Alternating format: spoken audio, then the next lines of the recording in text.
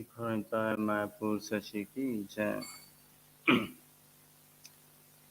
जय राधा माधव कुंज, जय राधा माधव कुंज बिहारी, गोपी जन वल्लभ गिरिवरधारी।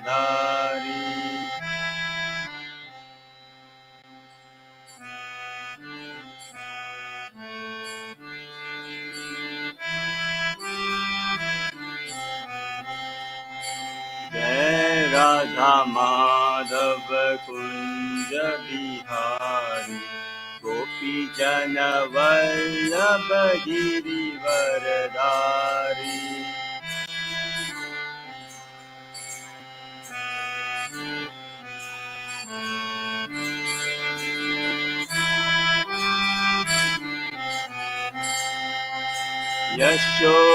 यशोदानंदन ब्रज जन रंजन, यमुना तीरवनचारी।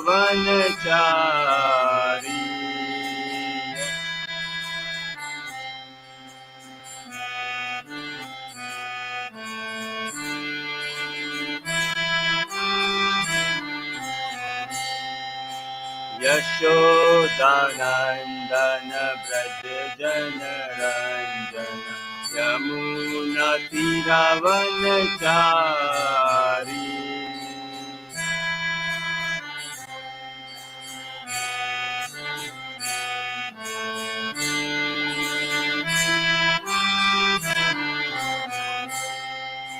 जय राधा माधव कुंज बिहारी, गोपी जन वल्लभ गिरिवरधारी।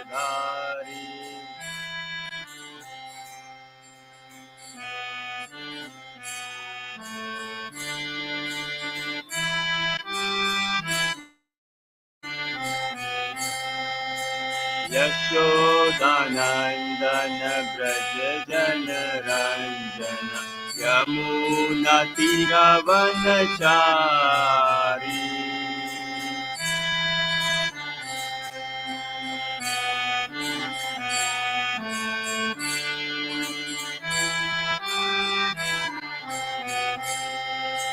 जय राधा माधव कुंज बिहारी, गोपी जन वल्लभ गिरिवरधारी।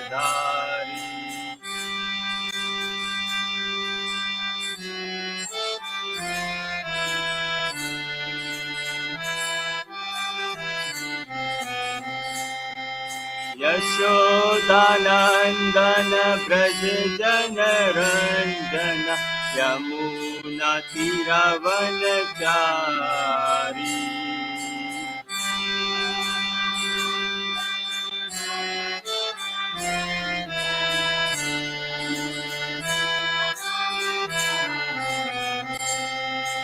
जय राधा माधव कुंज बिहारी, गोपी जन Vallabh Girivardhari.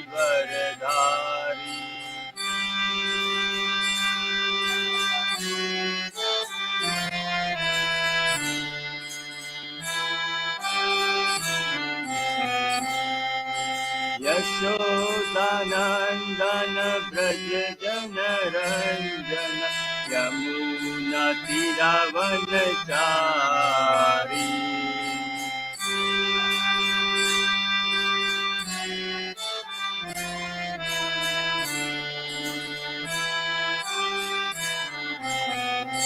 Hare Krishna, Hare Krishna, Krishna Krishna, Hare Hare, Hare Rama, Hare Rama, Rama Rama, Hare Hare.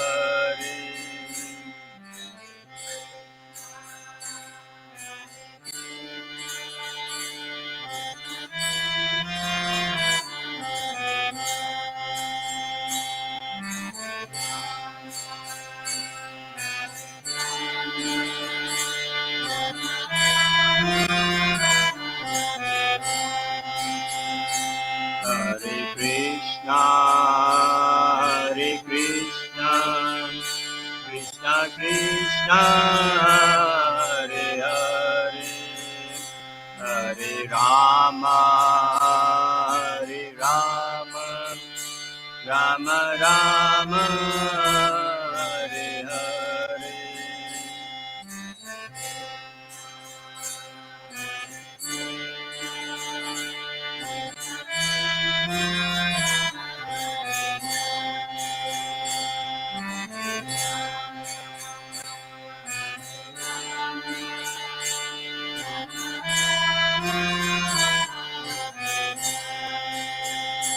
Hare Krishna, Hare Krishna, Krishna Krishna, Hare Hare, Hare Rama, Hare Rama, Rama Rama, Hare Hare.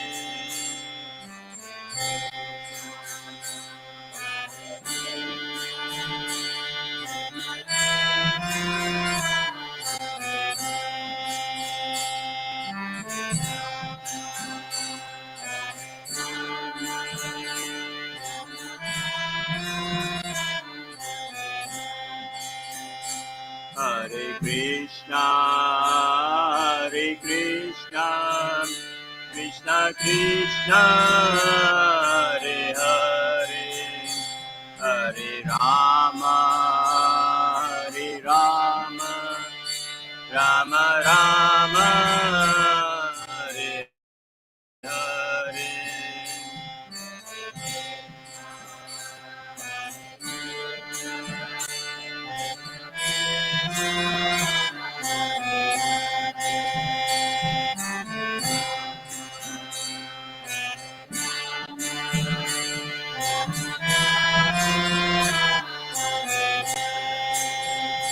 Jaya Gauranitai, Gauranitai, Gauranitai, Jaya Gauranitai.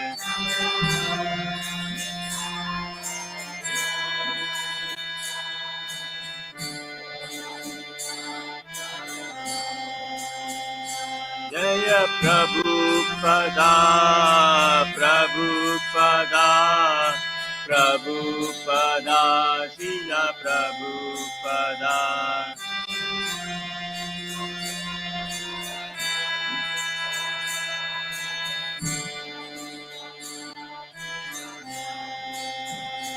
Jaya Guru Deva, Guru Deva, Guru Deva, Srila Guru Deva.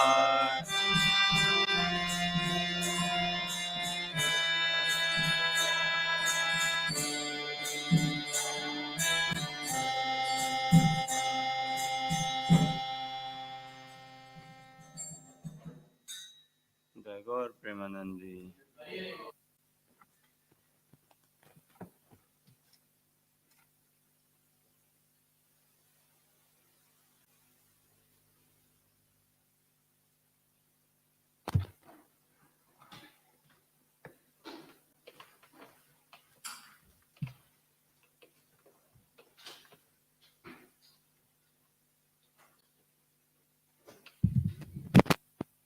Shikurantai Sashiki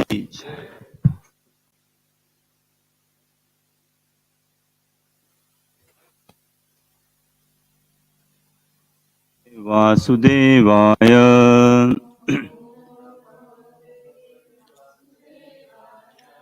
Om Namo Bhagavate Vasudevaya.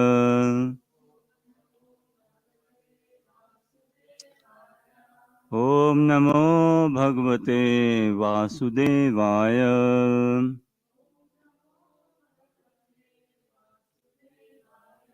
Narayanam Namaskritya Naram Chaiva Narottamam Devim Saraswatim Vyasam Tato Jayam Mudirayet Nashtaprayeshu Bhadreshu Nityam Bhagavata Sevaya Bhagavati Uttama Shloke Bhaktir Bhavati Neshtiki.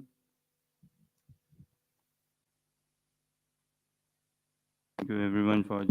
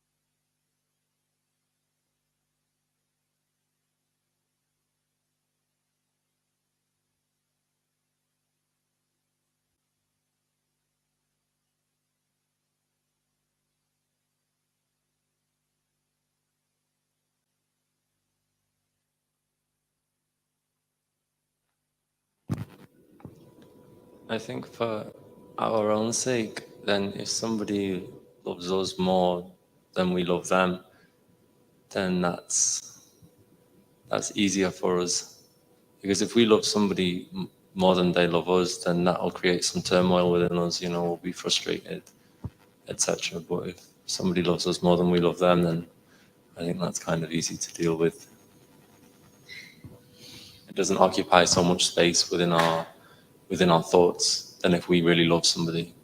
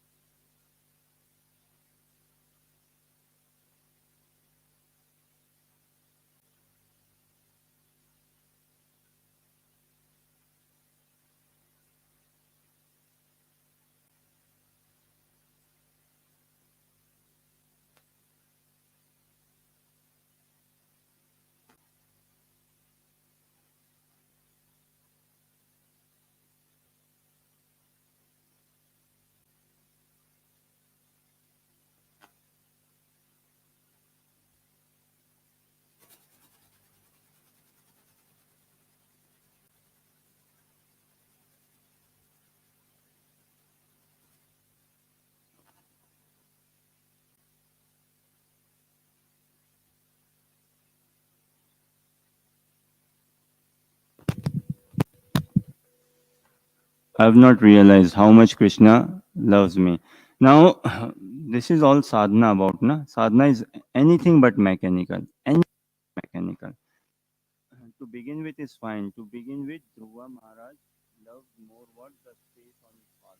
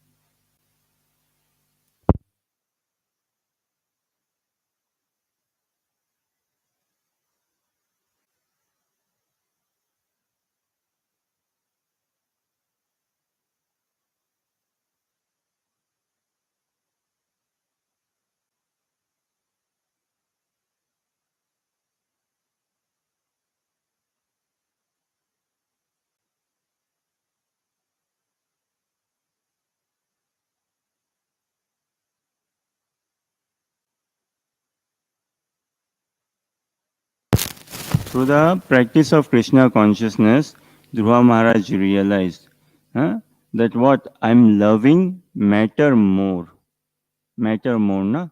Then I should be loving matter.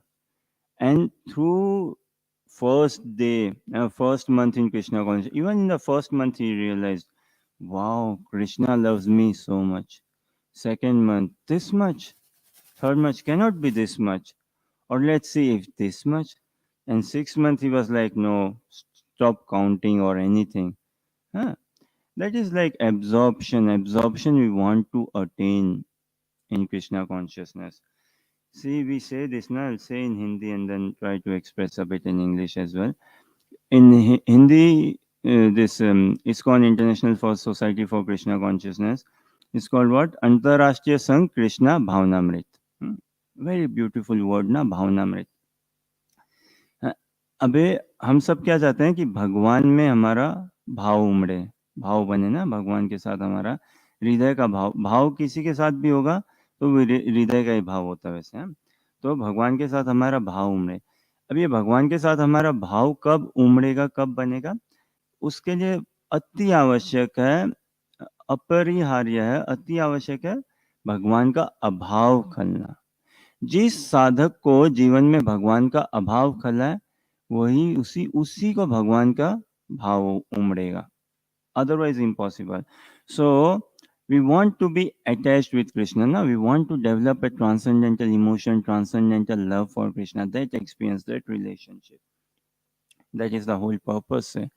And who can experience, who can come about, who can relish this, who can actually have this? One who is feeling that longing, that hankering, that separation. Until and unless one feels, pinches the pain of that separation, one cannot experience that union. One cannot experience that joy of union. And Dhruva Maharaj, he experienced this in his practice. He experienced this. And we'll see now, look, see, Krishna consciousness is practical in so many things. If again a bit externally say speaking, now we need some external confirmations. If a young boy, if a boy as young as what, 5-year-old Dhruva, he can do it, then why not our 25-year-old Karthike can? Okay, why cannot our 35-year-old Karthike not do it? So point being, age is no barrier or no consideration as such. Dhruva Maharaj, he went into the forest, into the woods, na. Okay, that is a thing like say Satyuga and all. Even in this day and age, we don't necessarily need to go into the forest and woods. Staying in the house, staying in the temple, staying in our accommodation wherever we are, we can yet become Krishna conscious. And it is very essential. Now we begin with this 10th chapter, and chapter entitled what? Dhruva Maharaja's fight with the Yakshas. Hmm? So we get a complete love story now, without some action, without some fight and all. It's a bit incomplete. So say we'll take this. Okay, so we read maybe text one and we continue with studying and then see. मैत्रे उवाच प्रजापतेर्दुहितरं शिशु शिशुमारस्य वै ध्रुव उपये मे भ्रमिं नाम तत्सुतौ कल्पवत्सरौ. Translation: The great sage Maitreya said, "My dear Vidura, thereafter Dhruva Maharaj married the daughter of Prajapati Shishumara, whose name was Brahmi, and two sons named Kalpa and Vatsara were born of her." वैराग्य विद्या निज भक्ति योगा शिक्षार्थमेक पुरुष पुराण श्री कृष्ण चैतन्य शरीरधारी कृपां तमहं प्रपद्ये. मुखं करोति वाचालं पंगुं लंघयते गिरिं यत्कृपातमहं वन्दे श्रीगुरुदीनतारणम्. वाञ्छकल्पतरुभ्यश्च कृपा सिन्धुभ्यैव च पतितानां पावनेभ्यो वैष्णवेभ्यो नमो नमः. जय श्री कृष्ण चैतन्य प्रभु नित्यानंद श्री अद्वैत गदाधर शिवासादि गौरभक्तवृंद. हरे कृष्ण कृष्ण कृष्ण हरे हरे, हरे Ram Ram Ram Hare Hare. So we read a bit more translations and we see where the pastime is leading us, where does it stand and leading us. So I will read again text one.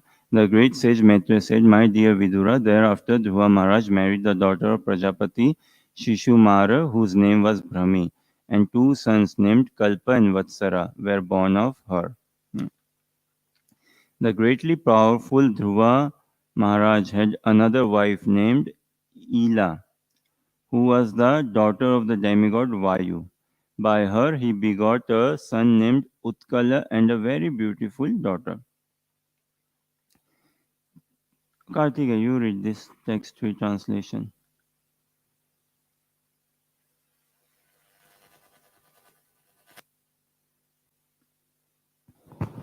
Hare Krishna.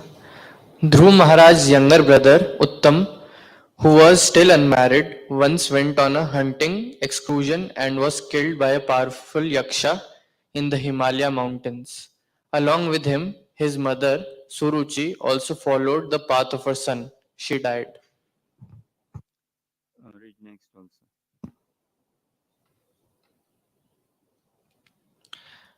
When Dhruv Maharaj heard of the killing of his brother Uttam by the Yakshas in the Himalaya mountains, being overwhelmed with the lamentation and anger, he got on his chariot and went out for victory over the city of Yakshas, Alakpuri. Read next. Read from here until say text 10. Let's see. Dhruva Maharaj went to the northern direction of the Himalayan range. In a valley, he saw a city full of ghostly persons who were followers of Lord Shiva. Maitreya continued, "My dear Vidura, as soon as Dhruva Maharaj reached Alakapuri, he immediately blew his conch shell, and the sound reverberated throughout the entire sky and in every direction. The wives of the Yakshas became very much frightened. From their eyes, it was apparent that they were full of anxiety. O hero Vidura, the greatly powerful heroes of the Yakshas, unable to tolerate the resounding vibration of the conch shell of Dhruva Maharaj, came forth from their city with weapons and attacked Dhruva. Dhruva Maharaj, who was a great charioteer and certainly a great bowman also, immediately began to kill them by simultaneously discharging arrows, 3 at a time. When the heroes of the Yakshas saw that all their heads were being thus threatened by Dhruva Maharaj, they could very easily understand their awkward position, and they concluded that they would certainly be defeated. But as heroes, they lauded the action of Dhruva. Just like serpents who cannot tolerate being trampled upon by anyone's feet, the Yakshas, being intolerant of the wonderful prowess of Dhruva Maharaj, threw twice as many arrows, 6 from each of their shoulders, and thus they very valiantly exhibited their prowess. The Yaksha soldiers were 130,000 strong, all greatly angry, and all desiring to defeat the wonderful activities of Dhruva Maharaj. With full strength, they showered upon Maharaj Dhruva, along with his chariot and charioteer, various types of feathered arrows, parighas, iron bludgeons, nistrimshas, swords, prasashulas, tridents, parashvaras, lances, shaktis, pikes, rishtis, spears, and pushundi, weapons. Dhruva Maharaj was completely covered by an incessant shower of weapons, just as a mountain is covered by incessant rainfall. All the siddhas from the higher planetary systems were observing the fight from the sky, and when they saw that Dhruva Maharaj had been covered by the incessant arrows of the enemy, they roared tumultuously, "The grandson of Manu, Dhruva, is now lost." They cried that Dhruva Maharaj was just like the sun, and that now he had set within the ocean of the Yakshas. The Yakshas, being temporarily victorious, exclaimed that they had conquered Dhruva Maharaj. But in the meantime, Dhruva's chariot suddenly appeared, just as the sun suddenly appears from within foggy mist. Dhruva Maharaj's bow and arrows twanged and hissed, causing lamentation in the hearts of his enemies. He began to shoot incessant arrows, shattering all their different weapons, just as the blasting wind scatters the assembled clouds in the sky. The sharp arrows released from the bow of Dhruva Maharaj pierced the shields and bodies of the enemy, just like the thunderbolts released by the King of Heaven, which dismantled the bodies of the mountains. The great sage Maitreya continued, "My dear Vidura, the heads of those who were cut to pieces by the arrows of Dhruva Maharaj were decorated very beautifully with earrings and turbans. The legs of their bodies were as beautiful as golden palm trees. Their arms were decorated with golden bracelets and armlets, and on their heads there were very valuable helmets bedecked with gold. All these ornaments lying on that battlefield were very attractive and could bewilder the mind of a hero. The remaining Yakshas, who somehow or other were not killed, had their limbs cut to pieces by the arrows of the great warrior Dhruva Maharaj. Thus, they begin to flee, just as elephants flee when defeated by a lion." Maybe we can discuss until here and then say further. So if we just check or continue with it happens na in real time, in real life we can check for ourselves. I strongly feel every one of us would have come in our lives so far that we love something or someone, but we are not getting a reciprocation from the other side. Something or someone. Huh? And someone loves us way more, Krishna, but we are not at all reciprocating, or we are not at all kind of making that sort of effort and all. So Dhruva Maharaj, he realized this in his meditation, in his practice. He realized that, and this is what like we see nice glimpses and a message in Srimad Bhagavatam. He says that he felt embarrassed, he felt ashamed of himself. What is it that I am asking you? Huh? See, in society, have we heard this expression? I don't know much in Western world, but in India and certainly we hear this expression. Na? What love is blind. Love is blind. And sometimes love is like not just blind, even more physically handicapped, say, or lame or whatnot.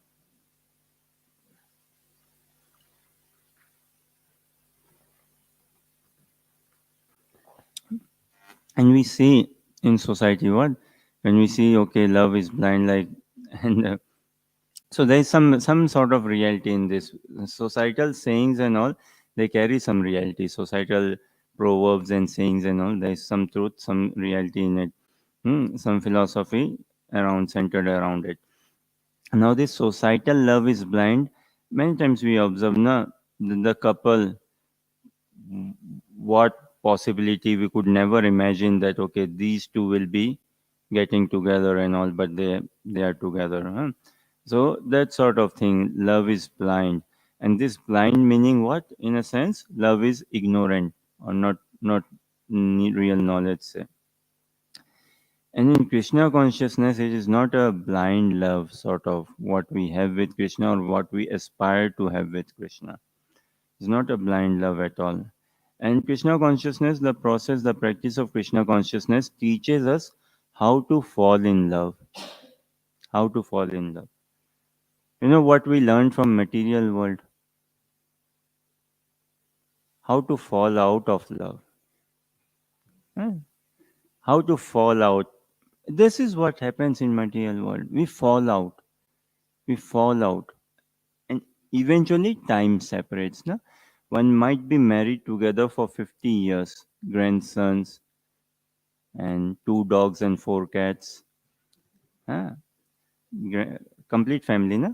Grandson, granddaughters, and 2 dogs and 4 cats. What else do you want in life? So one could be married for 50 plus years, but eventually what time separates? Na? Mrityu sarva harashaham. So time separates. So the societal meaning, this societal love, not falling in love, falling out. Hmm. And even if someone falls in love, how long does that last for? No, not at all long. But this falling in love with Krishna, only with Krishna can this happen. Hmm. See, yeah, another question. See, this thing. Many times we hear what? Material, spiritual, material, spiritual, material, spiritual, material life, spiritual life. Or generally, I hear friends, family members, oh, she is materialistic, he is materialistic, he is spiritual. So, how do we define what does material mean? What does spiritual mean? When we say material life, spiritual life, yes, Karthik?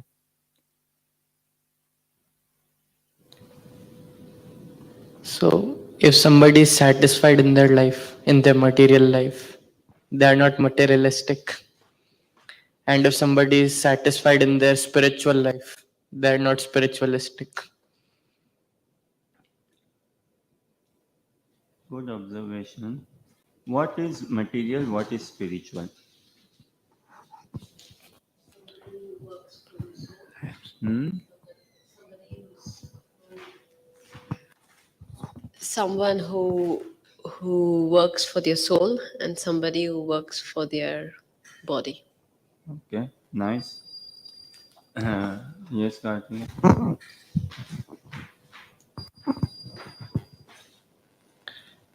If you love God, you are spiritual. If you love anything else, you are materialistic. This is pretty much spot on. Our cause, spirit is moved by Atma, and Krishna is what? Atma ke bhi Atma, Paramatma. Na? This word Param is amazing. If at all, again in Krishna consciousness, if we want to ignite our Krishna consciousness, if I can be attracted by Param, by the word Param, na? What Krishna says, na? विषया विनिवर्तन्ते निराहारस्य देहिना रसोवर्जं रसोऽपि यस्य huh? Param drishtva nivartate. Param. This paramta we can catch. Now, many places in Bhagavad Gita, Krishna says param, and wherever Krishna is saying param, that shloka also has to be very param only. Param. What does Krishna say? Na tad bhasayate suryo na shashanko na pavaka yad gatva na nivartante tad dhama na na na na na. Hari Tadhama na na na na na. Krishna says Tadhama paramam mama. No. So what is param means wishes, special. Beautiful Brahmaji says na, in his Udgar, in his expression. What meditation. This is the realization of Lord Brahma. This is the realization of Dhruva Maharaj, and ours should not be any less. Ours shouldn't be any less. What does Lord Brahma say? Na? Venum kvanantamaravindalayataksam Barahavitam samasita buddhasundarangam Andarpakotikamaniya vishesha shobham Govindamadipurusham tamaham bhajami. Now in this entire shloka, maybe this shloka could be coming on the screen also shortly. And if we check the Sanskrit itself, see for now if you want to say or later on, read this in, we should study Krishna consciousness deeply, all this literature. One particular word that stands out for you strongly say. Venum Kvanantam Aravind Dalaya Taksham Barhavitam Samasita Buddha Sundarangam. So this is Brahma Samhita 5:32, 33, maybe 30.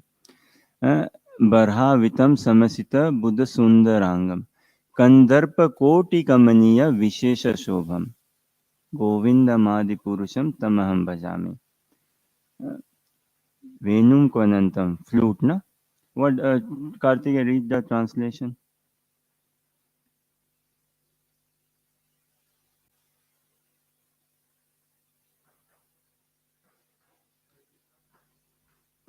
Hare Krishna. I worship Govinda, the primeval Lord, who is adept in playing on his flute, with blooming eyes like lotus petals, with head decked with peacock's feather, with the figure of beauty tinged with the hue of blue clouds, and his unique lovingness charming millions of cupids.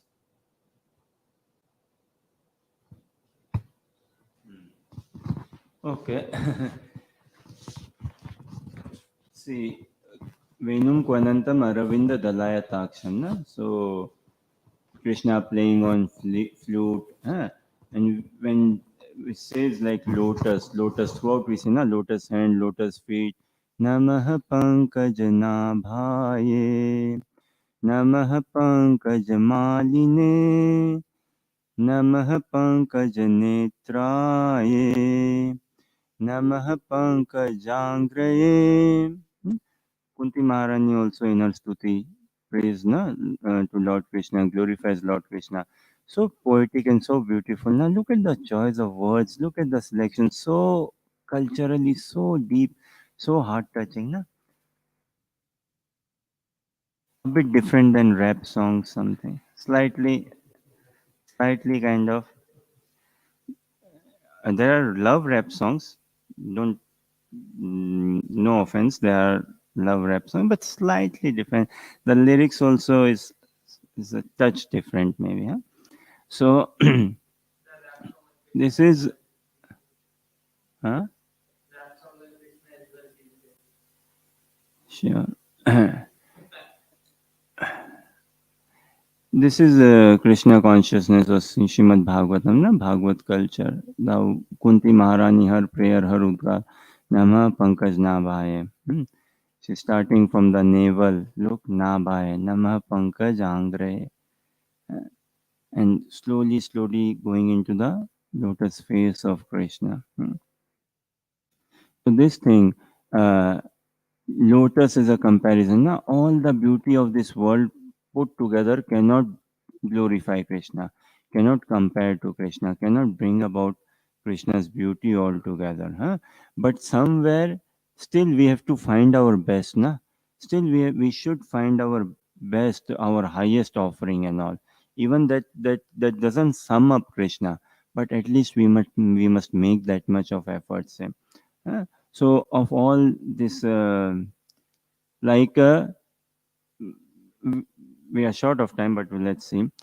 In all the creations and nature and gifts and all, there's always some fault in there. There's always like a kintu or something is a bit of a downside. Say rose, beautiful, na? Huh? So many roses are perhaps exchanged on Valentine's Day, and in India, many things are a big faff or big hoo-ha. But big hoo-ha. This Valentine's Day, I don't know why, since like childhood, What a big hoo-ha na, in India with Valentine's Day, and then this it looks so childish, so kind of uh, sort of thing, and it I don't think so. Valentine's Day is any followed in the Western world, not so much perhaps as like as such it is in India, but anyways. Mm, so much of rose is being exchanged and maybe sold out and on that dinner. What is the downside with rose? Thorn. Na? What did you say, Pip? You were saying something? Vidas. What does Vidas mean? Okay, okay. Thorn. Hmm. Thorn. So in everything we'll find, and see why many times Krishna's beauty is compared with lotus, like in here, na Venum Kvanantam Aravinda Dalayataksham, lotus pattern and like that. So why lotus like say? Few things. See, lotus beauty is very beautiful, definitely, undeniable beauty. Yes, Karthi? Yeah, it grows in mud, that is there. In it grows in mud, but the beauty is it never catches mud. It grows in mud, it lives in mud, but never catches mud. Hmm. So likewise, Krishna, na, he creates the material world, but is never into the material world. He appears in the material world, but he's never touched by the modes of material nature at all. He's above the modes of material nature and all. So Barhavitam Samasita Buddha Sundarangam. So that this is like describing, explaining the beauty of Krishna. Na? Kandharpa Koti Kamaniya Vishesha Shobham. Kamaniya, such Kamaniya, such splendid, such awe-inspiring. And what is the Sanskrit meaning for Vishesha? What is the Sanskrit meaning for Shobham?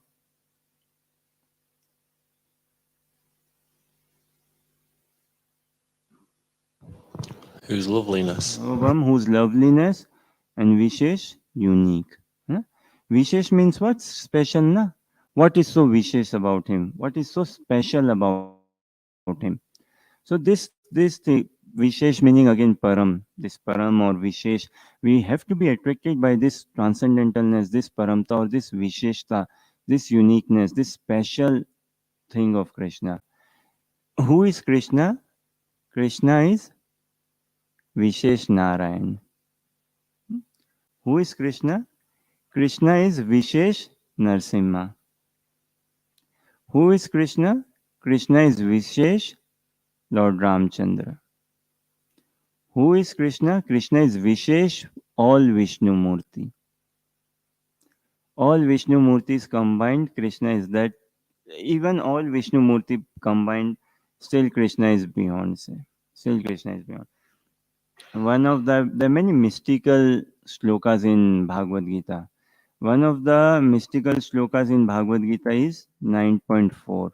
Very scientific also and very mystical, and someone who has good appreciation for science and physics and the workings of this world, mathematics 9.4, should find a lot of inspiration from it.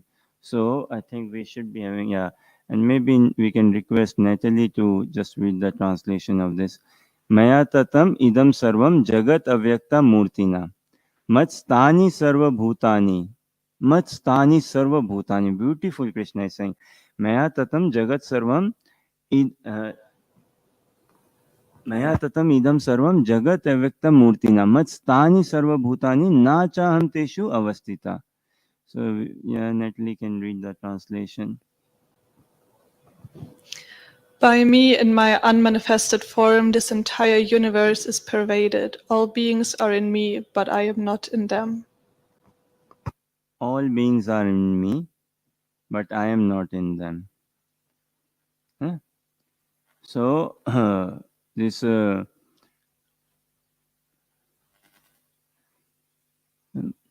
my unmanifested form, this entire universe is pervaded.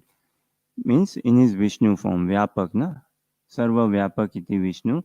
In his Vyapak Vishnu form, this entire universe is pervaded. All beings are in me. I am, but I am not in them. Meaning what? Krishna is not at all materially attached with us. Not at all. and we are hardly spiritually attached with Krishna. We are hardly spiritually attached with Krishna. When we become spiritually attached with Krishna, then and this is why this is like, uh, we cannot catch Krishna, we cannot sum him up. Someone might say, no, okay, when you bring together all total material creation, all total material manifestation, all glories and everything, and then yes, we can bind Krishna. This is the limit. No, Krishna says, Matstani sarva bhutani na chaham teshu avastita. Uh, Cannot reach, cannot compare. So Krishna is that special, is that vicious, and furthermore, so Param. So this Paramta, if we can be attracted towards that Paramta of Krishna, then it will really, the Krishna consciousness will be very charming, very appealing. If we can find our appreciation and attraction towards the mysticism or mysteries in Krishna consciousness, na? What life it is without, say,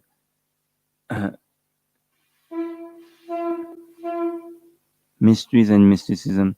But again, our mystery and mysticism sort of in life is thrill or adventure is, oh, I have a MOT to pay or go through, I did not do it, and still I managed to skip it and all. Oh, what a mystery. This sort of mystery and all is more our sort of thing.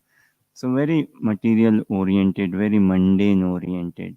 But the joy and mysticism Krishna in Krishna consciousness is all completely transcendental. So again, maybe aligning ourselves again. What we since eternity we have been trying to love matter, but not getting loved by matter. Huh? And now we have a chance for eternity. For eternity, from now on, for eternity, we can love Shishi Khorantai Mayapur Sashi to our heart's content. And we can realize, wow, whatever we are giving in, we are getting more and more and way more out of it. And there are various, of course, there is no like thumb rule, or there is no like a scripted definition of what is material or what is spiritual. But this thing, wherever, whatever leads us in the love to Krishna, whatever gets helps us say, attain our love for Krishna, that is spiritual. And whatever puts us away from Krishna is matter. What is Maya? Whatever that distracts our absorption, our sadhana, our meditation in Krishna is Maya. Whatever that distracts our in Vaishnav Seva, in Hari Guru Vaishnav Seva, that is Maya. Now for Bharat Maharaj, Maya appeared in the form of a deer, na? In the form of that baby deer. So whatever distracts our meditation is Maya. And we are anyways already so distracted. Na?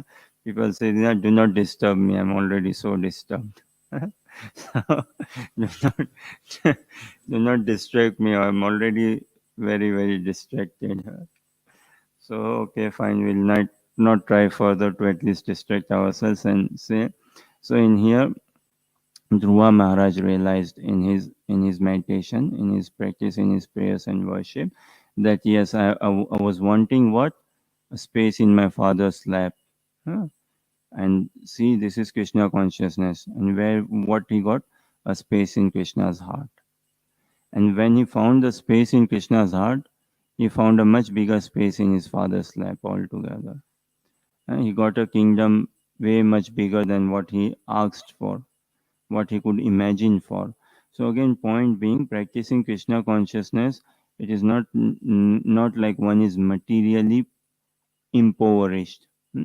Externally may seem okay, such a tight spot, like for Kunti Maharani, the Pandavas, externally may seem, for Sudama also, may seem externally, oh wow, so dilapidated condition he's living in, oh well, I don't want. Someone may ask now, why did Krishna uh, give this 5-year-old boy so much? Generally, see, again in society we see now a young boy or girl, we give them toys to play with, but only some restricted or small toys, and ins gradually and all, because we know, okay, he will break this, okay, let him play and break this, and then we give another toy and all. So why did Krishna give way more to Dhruva Maharaj than what he asked for? And when he actually got darshan of Lord Narayan, he didn't want anything. So just see, Krishna is intelligent, na? He wants to keep a good name for himself. That if a 5-year-old boy comes and does such meditation, such sadhana, such call, na, for me, and if I do not give him, then it doesn't set a good precedence. It doesn't set a good standard. Na? How do I appeal to others then? Huh? I've got many others to appeal. Na? I have to. It doesn't create a good portfolio. Na? It doesn't bring in good online reviews. Huh? If you don't get in, kind of give that much to a 5-year-old boy, and also to demonstrate that Krishna's devotees never perishes, or Krishna's devotees, na, to demonstrate that before we go into the embarking into life further on, Dhruva Maharaj got all this training, all this sadhana, mind control, sense control, and further on. And Krishna knows, he trusts Dhruva Maharaj, that Dhruva Maharaj giving him all this opulence and how he will use it. A pious, gentle, moral king and spiritual king, and he will promote Krishna consciousness in society, propagate Krishna consciousness. And also to see, let us see if Dhruva got deviated or not. It could be, see, there's a difference now, huge or small, you may let me know. Prajapati Daksh also got darshan of Lord Narayan. May not be in 6 months' time, whatever time. Prajapati Daksh also got darshan, na? And we see Prajapati Daksh, right? Indra, Chandra, Varun also get darshan of Lord Narayan through the assistance of, say, Lord Brahma. But their seva is very different. Their seva is very different. They do not get the sanidhya. Sanidhya meaning the association. That they do not get. Maybe handshake is there, some contract is there, and okay, some service agreement, some delivery, and some things is there, and okay, off they go. They don't get that association. But in this instance, Dhruva Maharaj getting darshan, and we are what? We are darshan abhilashi and what? Seva abhilashi. Look, this is the thing, na? Tulasi Maharani's prayer, na? Seva abhilasham koro nijadasi. Seva adhikar diye koro nijadasi. Now, when we get seva of the divine couple, then it is a smart move, na? What, getting seva of the divine couple, then we have to report as well, right, to the divine couple. Okay, how is the seva going on? Have you done this? Yes, we have done this and all. So that sort of dialogue, na? So this asking for seva is great. So Dhruva Maharaj, not just he got darshan and then okay, Narayan went and this went. Even more to further intensify Dhruva's longing for Krishna, and to demonstrate, yes, a 5-year-old boy can attain Krishna consciousness, and to demonstrate that okay, what we go for, Krishna gives us way more say. And now we are seeing what Uttama and his mother, they went into the forest. Na, they left their body in some forest fire.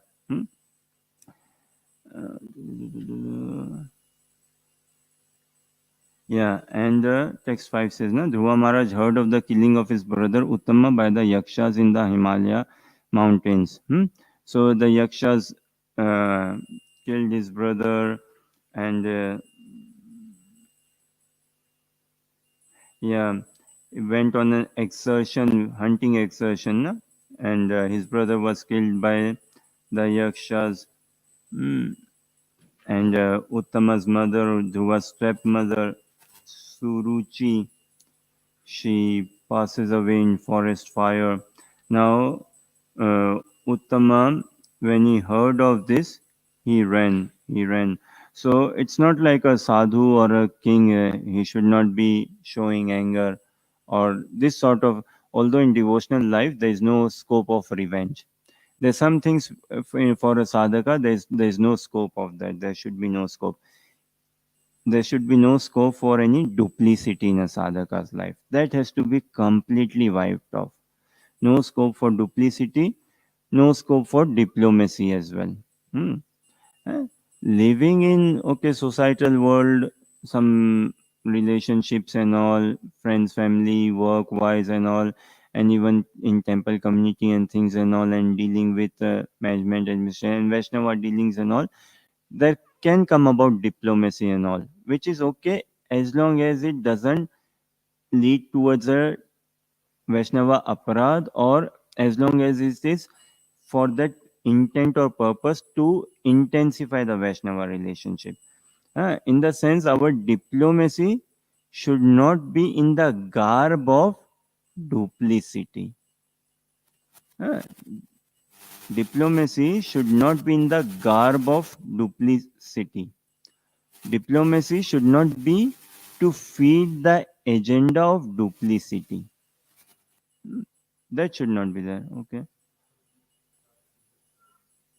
Diplomacy meaning this, na, that uh, having a diplomatic relationship or having a diplomatic view or diplomatic sort of stand, that we do not want to hurt or offend someone, we don't speak out the truth, say and all, and we just take a diplomatic view in the sense, um, always trying to sound Mr. Right or Mr. Good.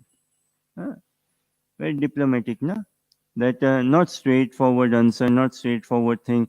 In heart something else, but in expression, in words, bringing out some soft, gentle sort of thing. Hmm? Soft, gentle, and such holy or elevated and this and that, but carrying something other mood in the heart. So there should not be like diplomacy. Diplomacy in a way like having a cold relationship with someone. Hmm. But sometimes it is essential, or it is okay also, as long as it is, there is not from inside, there is no Vaishnava aparad intent involved, and as long as it fructifies or it leads or it opens to a good relationship. Yeah. As long as it opens the door or to a good relationship. So Dhruva Maharaj here, he is getting angry. Yes, a sadhaka, a devotee can get angry. A king, na, a kshatriya, he's still responsible, and he's still following those duties and maintaining those responsibilities. Na, see, a surgeon. How important is it for a surgeon to wash his hands before going for a surgery? Extremely important, right? How important is it for a surgeon to put on gloves or his doctor dress and things and all, his doctor head before going into surgery? Extremely important, na? For the nurses and everything as well. Huh? Yeah, mandatory, extremely important. That um, how important it is, like for teachers, say, to be on time in school, or at least they should be arriving before children arrive, before the school starts. Huh? It is quite important for teachers, right, to be calm, patient, to set up a good standard, a good behavior and all. How important is for a soldier to have proper guns, ammunitions when in war, and to be maybe where needed to put on a bulletproof jacket. Very important, no? So, like again, point being, a surgeon, he should never go into a surgery without wearing the proper paraphernalia, let's say, without the proper equipment, dress and all, everything, gloves and the doctor head, the doctor coats. Uh, Imperative. Otherwise, he won't do the job properly, and it's putting risk to himself and putting risk to the patient as well. Likewise, for us sadhakas, before we embark for glories in this world or taking big roles, work wise, study wise, family wise, relationship wise, it is much important that we actually take a step back. It seems like a step back, but it is not at all a step back.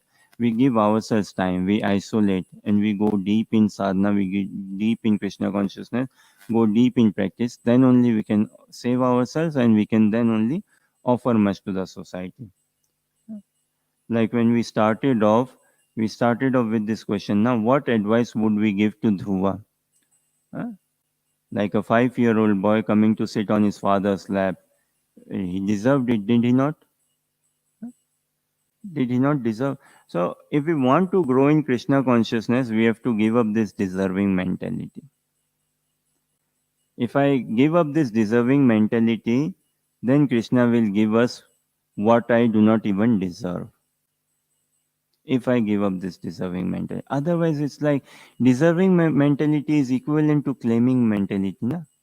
Claiming mentality is equivalent to proprietorship mentality, which is like equivalent to controlling mentality. I claim this, I deserve this, I own this, I control this, I want this. Equivalent to complete sense gratification mentality. Hare Krishna.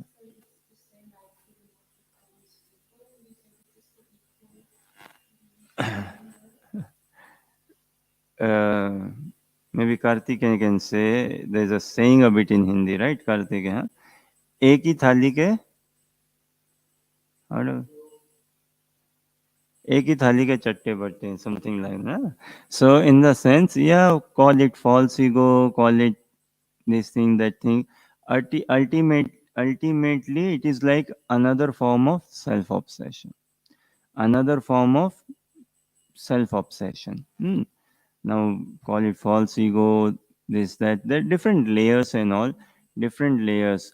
Like predominantly 4 layers, na? False ego, mind, intelligence, senses. Somewhere we have to fill in the blank, na? Somewhere we have to fill it up. So yeah, false ego. The falsely we want to claim, falsely we want to enjoy, falsely like I deserve it, I deserve it. What we really deserve is Krishna's grace. What we really deserve is Krishna's love. Yes, babe. On the question that you started with in this pastime, your question was, what advice would we give to Dhruva Maharaj? And we discussed like it would be only the same advice that his stepmother gave, to worship Lord Narayan. So how does that like work practically? Maybe somebody comes to us with a situation and we just say, "Oh, just chant Hare Krishna, it's fine." And it can come across a little bit cold, no? This advice Prabhupada gave, na, everyone chant Hare Krishna and be happy. Chant Hare Krishna and be happy. That is the thing, yeah. Chant Hare Krishna and be happy. Now, if we see Suruchi, she said this, okay, worship Narayan. Amongst all of the things, she dropped this sentence, okay, worship Narayan. Then Dhruva went to his mother Suniti, and Suniti a bit more expanded on it. The first thing Suniti said is that you should never think bad or think envy or think of a misfortune of someone. Do not carry hatred for anyone. Do not feel on those lines and all. And then she added more that do Narayan worship. And then Dhruva Maharaj went into the forest. Where will I find Narayan? Okay, Narayan, you will find him in the forest. Go, sages and all have gone to the forest. Kings have all gone to the forest, and go to the forest and do meditation. You will find him there. So okay. So Dhruva then makes his way towards the forest, and by divine arrangement, complete divine intervention happens. Narad Muni comes in. Narad Muni first checks him, and then Narad Muni doesn't leave him then and there, na, saying, okay, yes, go to the forest and chant Hare Krishna and be happy. No. Narad Muni tells, na, wake up early in the morning, create a peaceful environment on the banks of Yamuna, Madhuvan and all. And then he's being, see, two things, na. One is to be guided by the super soul. As somewhat in Christianity, what they say, to be guided by the Holy Spirit. Somewhat. But anyway, so one is to be guided by the super soul, and another is to be guided by what the divine inspiration from Guru Maharaj. That thing. When a sadhaka actually takes Guru Padashraya, then it is the divine inspiration and instructions of Guru Maharaj which takes over the call of the super soul, which takes over. We see this in 11th canto of Srimad Bhagavatam.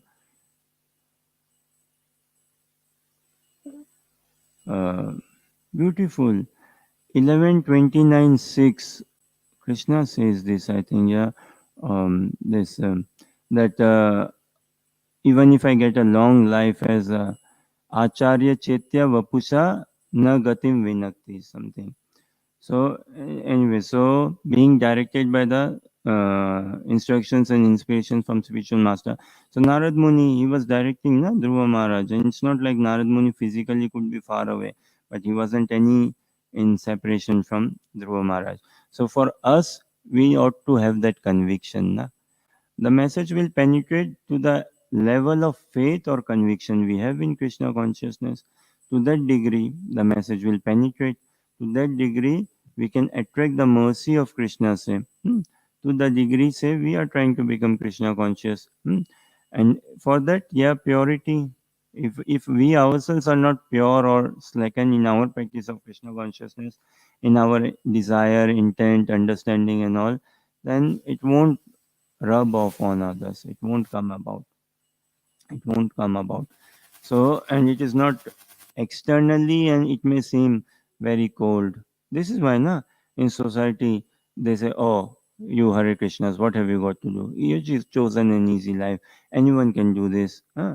Can you take on this struggle and all?" Or, yes, I know what you are going to say. You are going to say, "Chant Hare Krishna and be happy." Now, chant Hare.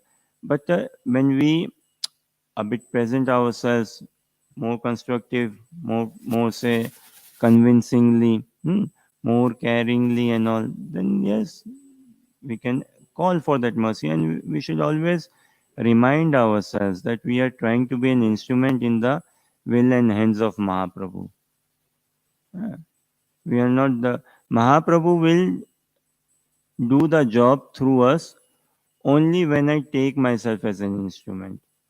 The moment I think that okay, I am the doer, then Mahaprabhu won't at all use me. Cannot use me, na? We ask this question, what? Uh, See this question, what? Mm, In order to work in a company, say, does a company look for a qualified person or an unqualified person? Qualified person. In order to work for Krishna, does Krishna look for a qualified person or an unqualified person? Hmm? In order to work for a company, in order to work for HMRC or university, wherever, university looks for a qualified student, right? Have you done your GCSE O level to go into uni? Huh? Have you got that certificate, mark sheet, and all? Now company looks, okay, have you done the uni? Can you show your grades and all? What is your qualification? In order to work for a company, it looks for qualification.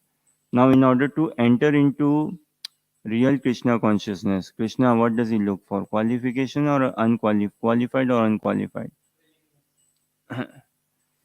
Krishna looks for someone who is certified unqualified. Krishna can never work with someone who is qualified. That's like complete mockery.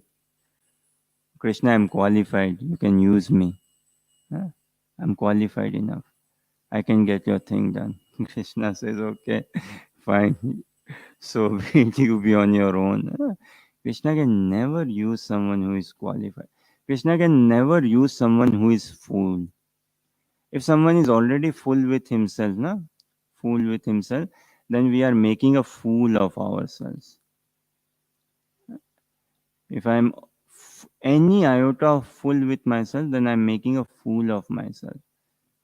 And if I have to really experience fullness in life, not emptiness, fullness in life, then I have to demonstrate to Krishna that I am a fool. And that doesn't mean that I don't study, read, chant, or do my office work properly and all. No, to the best of our ability, and to the best of our ability, we'll realize how fool we are. So it's paradoxical, completely paradoxical. Society needs someone who is a qualified plumber, a qualified DIY person. Society needs that. Krishna needs someone who is unqualified. Then Krishna can use him. Means he's flexible. Yes, he's open. Yeah, willingness. Krishna can use him. But if someone is willing also, but at the same time he's qualified, he's thinking, Krishna, I'm willing to do it for you, and I'm qualified as well. Then that willingness with qualified doesn't work. Most important is this unqualified attitude, and that doesn't mean that Krishna is looking as in a way for someone who is say dumb.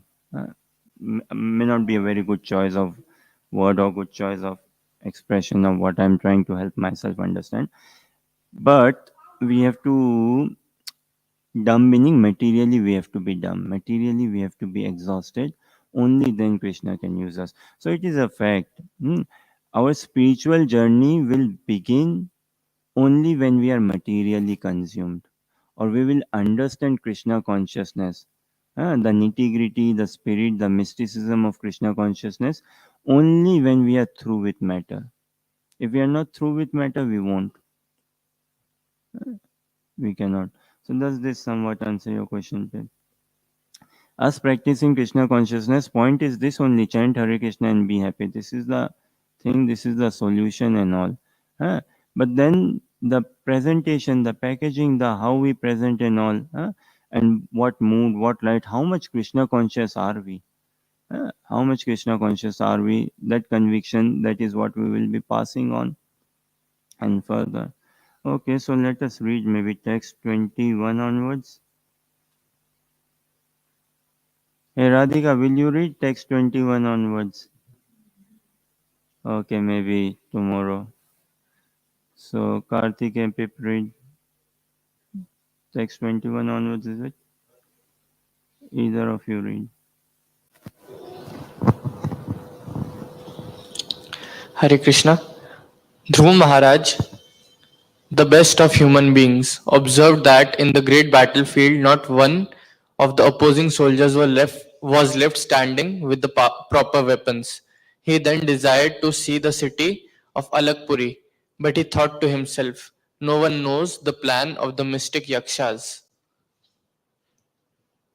In the meantime, while Dhruva Maharaj, doubtful of his mystic enemies, was talking with his charioteer, they heard a tremendous sound, as if the whole ocean were there, and they found that from the sky a great dust of storm was coming over from all directions.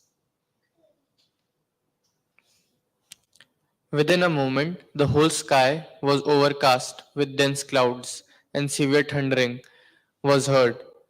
There was glittering electric lightning and severe rainfall.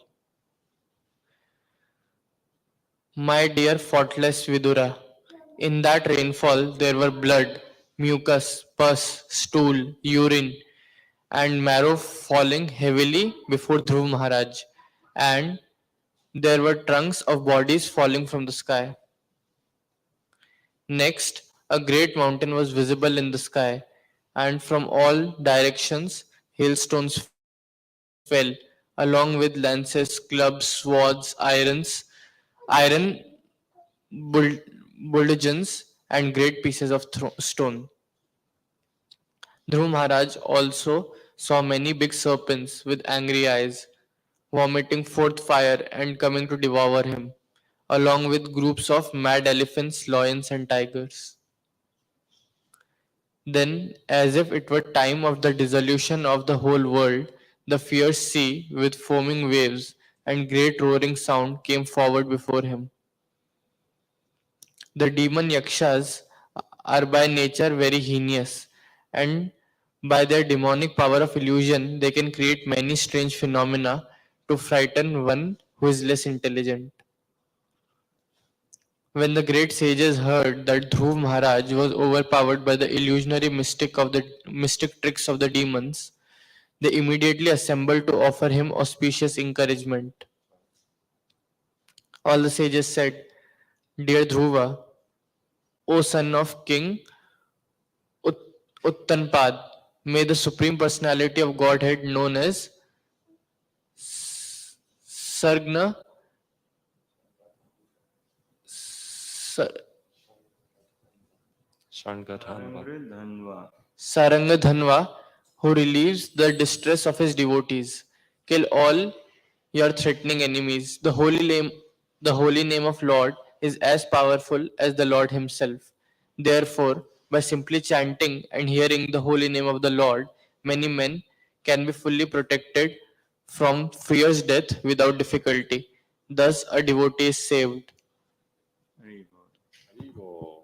Shishikharantai Mayapur Sashi ki. Jai. So we see Dhruva Maharaj's fight with the Yakshas. No? So hearing the news, him and his brother went for excursion. Hearing the news, his brother was killed by the Yakshas in the Himalayas mountains and all. Uh, Following his kingly duties and family duties as well, it is his responsibility to watch out and look out for his brother and who did and what. And he went into a fight with the he became angry and he went into a fight with the yakshas. King is who? Who is the representative of God, no? King is the representative of God. Now for any state, if the leader of the state has the power, he has the position, he has the authority, right? Now if the leader of the state, he is not uh, he's allowing what prostitution business, he's allowing this animal killing so much, he's allowing intoxication and gambling and all this putting into illusion. It is not good, not at all good. So Dhruva Maharaj went on to check the yakshas and to set the path accord, to set the chord right altogether. And he's having this fight with the yakshas and also careful, okay, of the mystic powers and mysticism and illusion and what all they bring about, and getting overwhelmed sometimes, overpowering the yakshas and also being say overpowered by the yakshas as well. Um, and in when being overpowered by the yakshas and all, so this is the thing, divine and demoniac mentality. Dhruva Maharaj, of course, a devotee of Krishna, and so he's taking shelter of Krishna and taking the shelter of the saints and saintly people. And saintly people, sages, when they hear, uh, see, subtle is, it's a fact of life. Subtle is more powerful than the gross. Subtle rules over the gross. Subtle. Uh, Subtler than the senses is the mind. Subtler than the mind is the intelligence. Subtler than the intelligence is the ego. uh, the consciousness, the soul proper. So subtle rules the mind. So the sages, through the prayers and subtle mantra chanting and all, they got Dhruva revived altogether, his confidence, his faith, and gave him strength to further say fight on with the yakshas and with this blessing. So the blessings of the saint, there is no holding back. There is no power as strong as the blessing of the saints. Hmm. We just need to come to a position wherein we can take on that blessing. Like we will understand that we have been blessed by a saint in Krishna consciousness. How? When we stand under his feet, then only we can understand that we have been blessed by a devotee in Krishna consciousness. When we stand under his feet, then only we will understand the message or of Krishna consciousness overall. Eh? And standing under his feet means what? Following the devotee, following the sadhu, following the devotee. And following doesn't mean, okay, just following on YouTube or like that, or following his uh, itinerary, where is he going and all. No, following means following, yes, physically also following, and following the teachings. What does a What does the saint or sadhu want us to be, want from us? He wants us to be a pure devotee of Krishna. So we follow that lead. So we follow that train. Okay. Any final thoughts, questions, or comments or clarification? Okay. Thank you very much for your kind participation and encouragement. We'll continue tomorrow. We'll move on to next chapter, chapter 11, and we'll see furthermore what goes on in this pastime, and we will see more. ग्रंथराज Shrimad Bhagavatam Mahapuran की जय श्रील प्रभुपाद की जय निताय गौर प्रेमानंदे हरि बोल Bhakta Shish Prabhu ki. जय